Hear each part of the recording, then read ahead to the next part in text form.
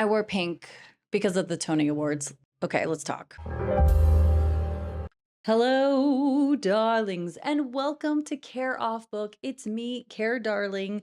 Listen, I saw the Tonys. I got a lot to say. Now, if you are new here, we love to talk about musicals, performances, and sometimes a little bit of drama. I think I caused a bit of drama on my channel because about 2 months ago, the announcement came out that Pink was going to host, and I had a lot to say. Did I change my mind? Did it age well? Who's met? Oh gosh, it's Pink. I'll talk about Pink last. Let's go through the performances and I'll share my thoughts about all of them. But listen, I love to hear your thoughts, and it's okay if it's different than mine. I'm just giving my take on all of this. So there was the performance with Titanic, and let me just say, I was so excited about this. I was like, oh, my sister-in-law is visiting me. We're watching the Tonys. I can't wait for her to see their performance because I think the show is amazing.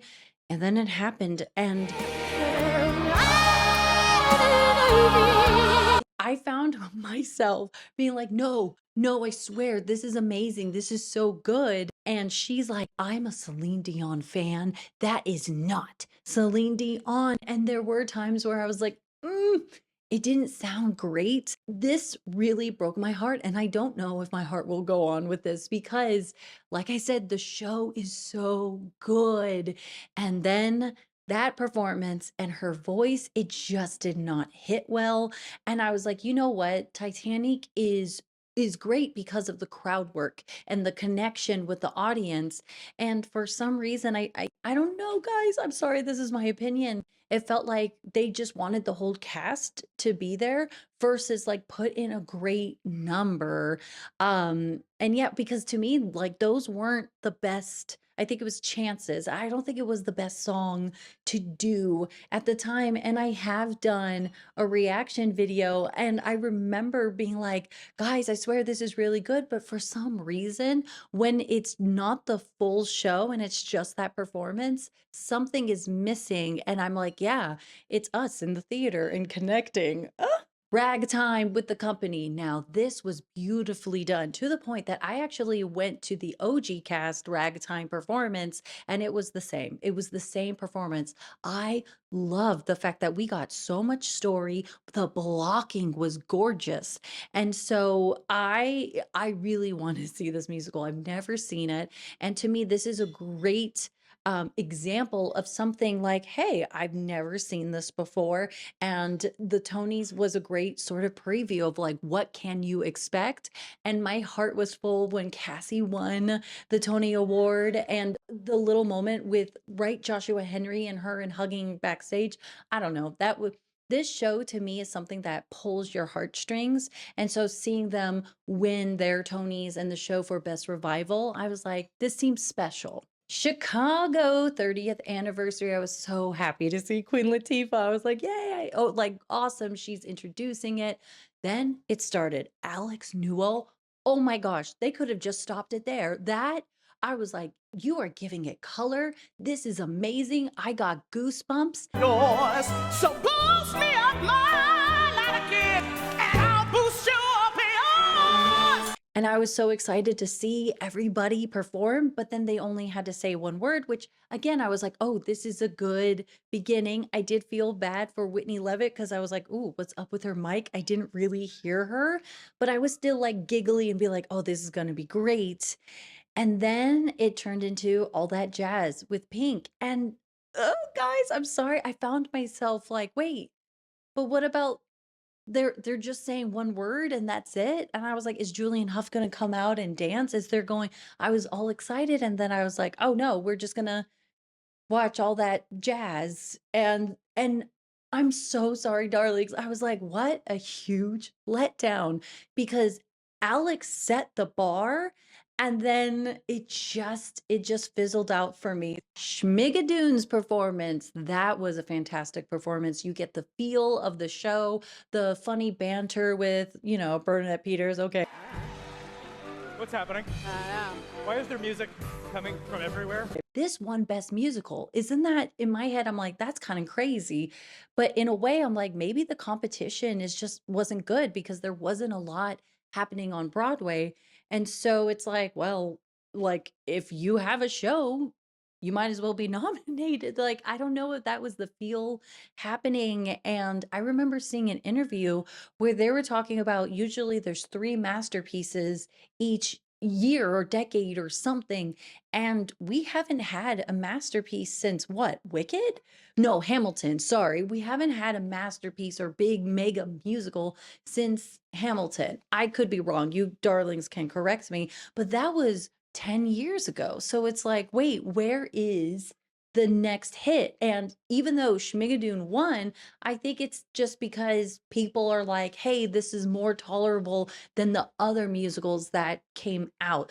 Also, question, since they won, can we please get season 3 on Apple? Thank you. We get to The Lost Boys, and I was entertained. I found myself curious about this show that I looked up the 1980s movie trailer, and I was like, this is silly. But you know what? So was Heather's, right? When looking at that sort of trailer. So maybe there's something to it.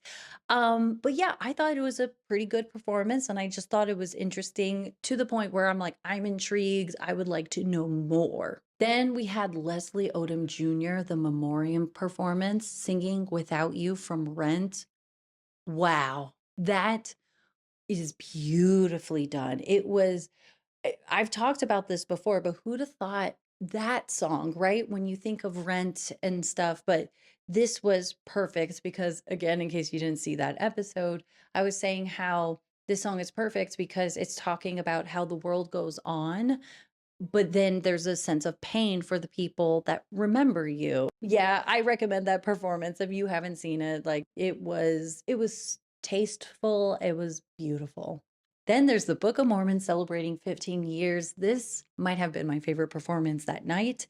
This was the OG cast and there was to me this gave me goosebumps because okay, pretty much I was like that where I was just like, how is it that they're doing this as if they just did this yesterday? But they were doing this 15 years ago. And so I don't know, I felt that it was magical and just like it felt effortless. Cat's Jellicle Ball. I was excited to see what they would do, and they did the thing, and I was entertained. I really did like the costumes, but then I did feel a sense where I'm like, I wish they were cats. Like, I know that's so silly because I like the fact that this has taken a huge risk as far as a revival and what they've done. And I think it is interesting. The only thing I'm so sorry, darlings. The only thing I was kind of thrown off by is the fact that the orchestrations sound like, yeah, like the 1980s. Like in a way, I wanted it to be more ballroom or like the music slaps a bit more like on beat, yes, to the gods and stuff. And it was like, no, we're still musical theater.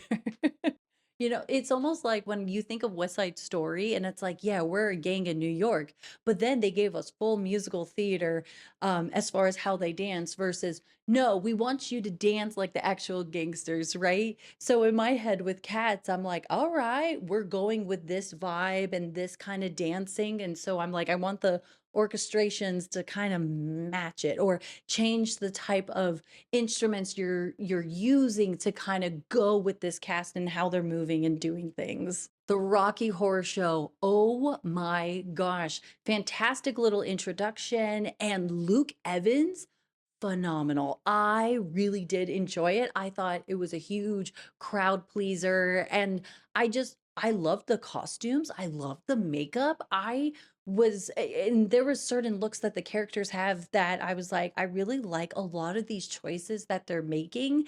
And I also love the audience participation and stuff. Then to celebrate a chorus line 50th year anniversary, it was Rachel Zegler singing What I Did for Love.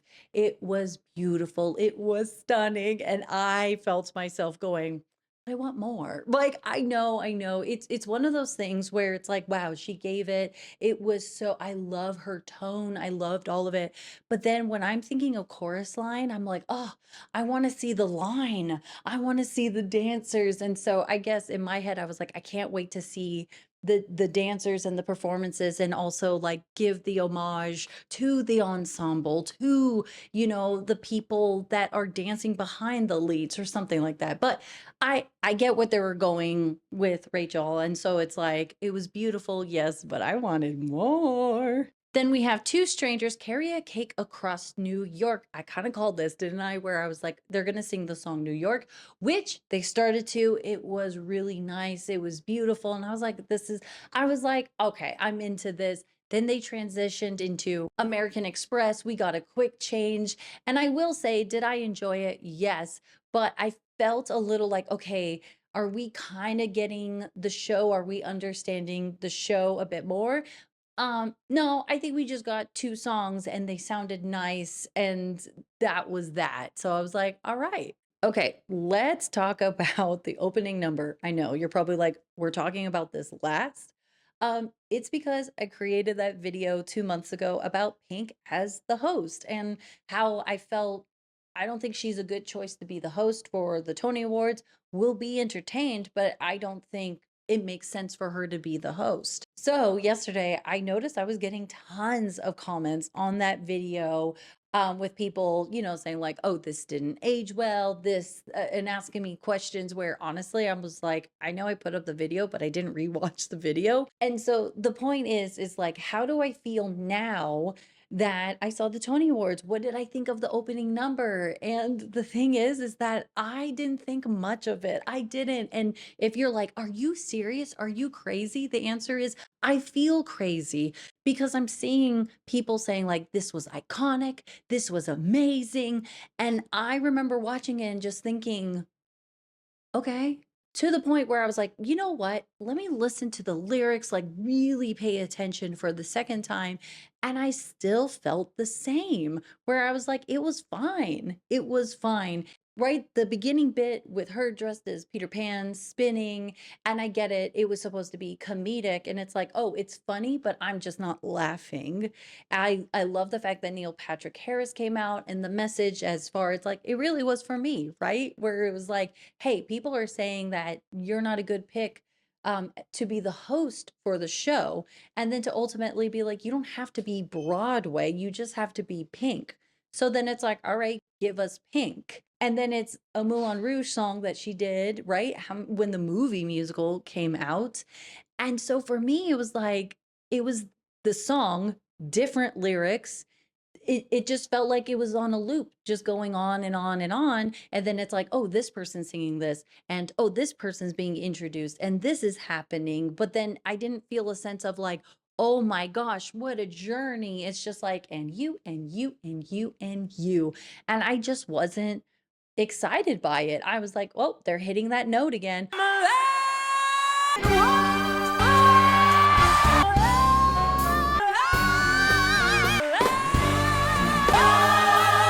Carrying some cake. Overall, that's kind of how I felt about her hosting. Was it fine? Yeah. So it's like, essentially, it's like, about my video, it's like it was exactly what I thought it was going to be, where it's like, was I entertained? Yes.